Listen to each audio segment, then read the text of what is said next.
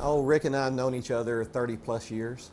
I think we kept running into each other at different functions and so forth like that, and sooner or later we just noticed that we always, we're becoming better friends and just meeting each other like that, and the friendship started there. Mostly in the Austin area, and a lot of times I'd maybe go on a hunting or fishing trip out of town, and we'd bump into each other there. So we just, and I can't really remember any specific first time that we ever met.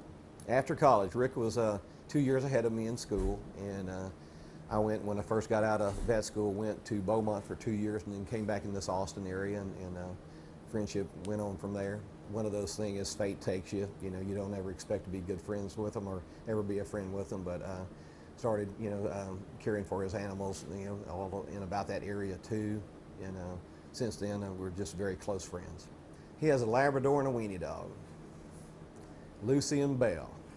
They're pretty funny. No, he was a state representative long about that time, and then he went as for an ag commissioner, and then after that to lieutenant governor, and from there on. Well, he's never been any different to me. I mean, rarely did we ever, nor do we ever talk politics these days. We're just very close friends. When we're together, we talk about family and God and things like that, and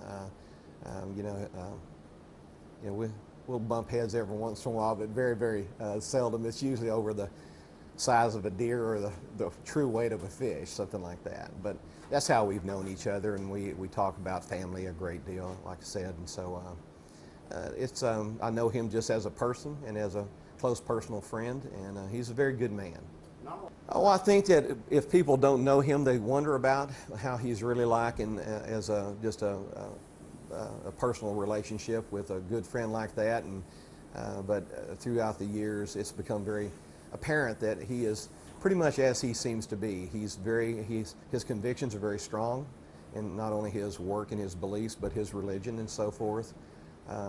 He has very regularly surprised me with how strong his convictions are, and it's a very good situation, I think. He's a good man. Well, I always thought it was interesting. It didn't really change our friendship or anything like that, because, as I said, we rarely talk politics about anything. Whenever we have lunch together or something like that, or whenever we've taken a trip together, he's a very fair man, very good to other people.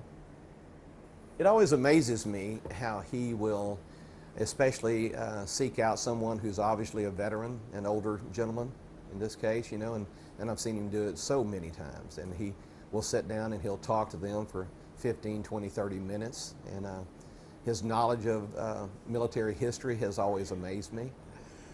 Oh, it's always fun when he comes by the clinic, because especially if he knows that someone is distraught about an animal or a pet of theirs, many times he'll seek them out and sit down with them and talk to them for 10, 15, 20 minutes, and many times they don't even know who he is. And he's just an everyday person, and he always shows his concern for their situation, and he's very sincere. Advice on anything? Oh, I'm sure, yeah, we bounce ideas back and forth as any true friends would do and so forth like that, but it's usually about whether I should go on this hunt or that fishing trip or something like that. But realistically, of course, he asked me a lot of questions about his pets, that kind of thing like that. And we talk about Texas A&M a lot. That's very important in both of our lives. Very rarely about politics. Very rarely about politics, I don't need to, and he doesn't need to either, If anything, maybe our friendship is something that has given him a nice break. I tend to be on the Republican side. Oh, well, I would think so. I would think so. It's not like I'm always, to the right or anything else like that. I'm very moderate about certain things, but at the same time, and he's very respectful of those things like that. But no, I tend to be on the right side. He's just one of the guys. He's just one of the guys. I mean, he'll sit down and talk to you about anything, about farming, ranching, and so forth like that. And sometimes when he's called me in the past, I'll be on the tractor out at my farm. And you can tell that he misses certain parts of that. After all, that's the way he was raised. Anita always told me for many years that she thought that she would be married to a farmer, and I can see that. But especially if we visit like his hometown area, any of those small towns out in West Texas and so forth like that, people will come up and shake his hand, and he always gives them a lot of time. He never discounts them in any way. He's very appreciative of what he does. He's told me several times that he feels very lucky to do what he does for a living, but he will always give people a lot of time.